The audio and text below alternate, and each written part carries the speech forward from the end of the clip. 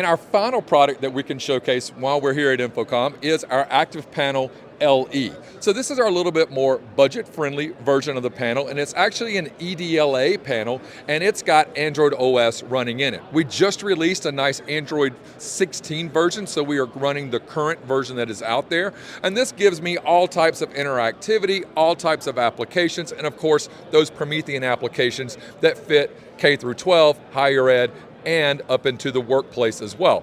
But I want to show you just one other quick little thing that we're doing with our LE here at the panel.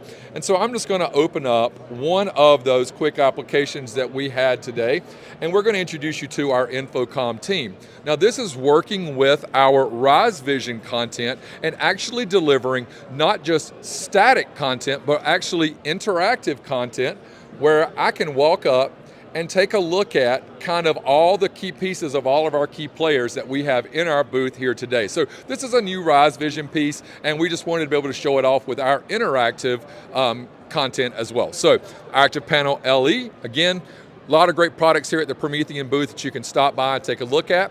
So if you want just to learn more, go right out and visit us at prometheanworld.com, and you can get in touch with us there. Thank you guys so much.